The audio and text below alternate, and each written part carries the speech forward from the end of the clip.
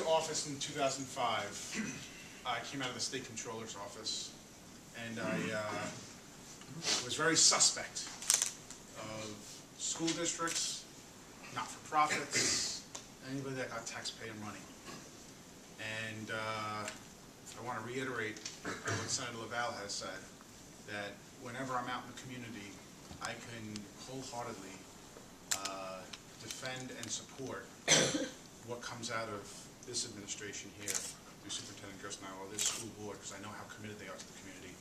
I know the unique challenges that are within the very large geographic boundaries of this school district, and the remarkable job that they do in overcoming those challenges. And I'm very proud of that. But I know that there's a whole lot more out there. Like they said earlier, like Dan said, there are things that, or I think maybe it was Alan, that the churches are dealing with, that the school district is dealing with, and can we reach some kind of synergy? And also, for example, when Joe, I don't remember where he's sitting right now, Joe Lecce came to meet me.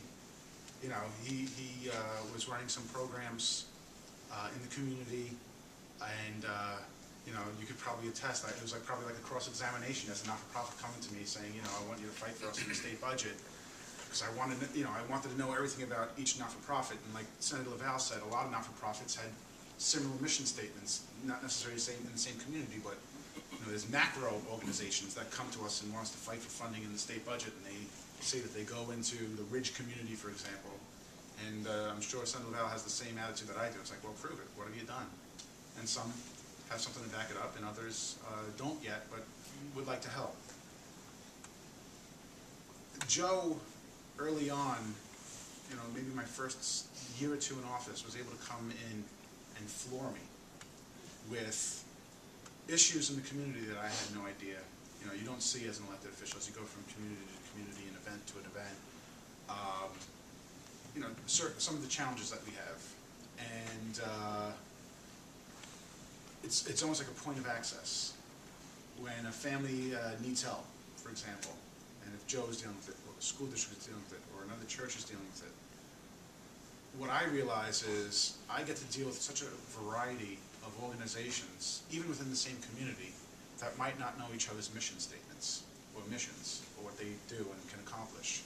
So aside from the synergy of everybody pooling together, when Joe and Ira and Dan and Alan came to meet with me and talked to me about this concept, I thought, for example, you know, when you have a student that's in crisis, and you're able to identify that the parent might also need a job, and I believe you have job counseling through Lifeline, but I wasn't sure if Joe realized that even at the town of Brookhaven, if once they're going for their job interview, for example, if it's a mother, she doesn't have an interview outfit.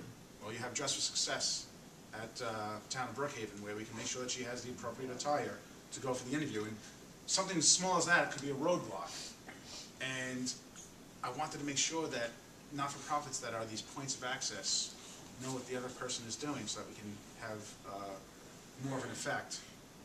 And so when they did this meeting, I suggested exactly, and Senator LaValle and I hadn't talked, but I suggested the exact same thing that Senator LaValle had said, and that we should get everybody together as a start, but also on a continuing basis. Even if it's just to report, you know, constituent cases or whatever it is that we're doing, so that we can try to find ways to work together and be even more effectual. I've seen what works in 5 years.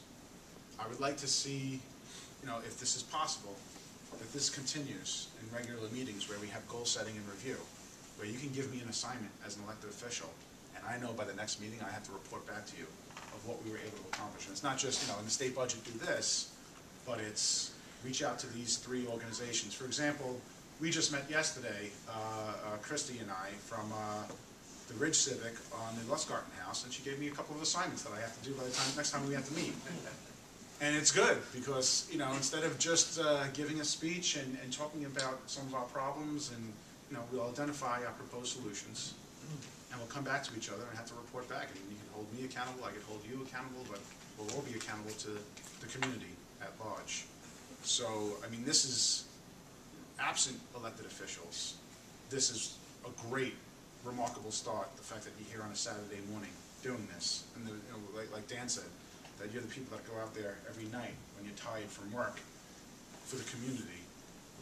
But you also can empower Senator LaValle and I to do a whole lot better of a job by helping to identify all of our community needs and forming a consensus of how to address them. So, I thank you and applaud you for doing this, and I look forward to working with you. Thanks.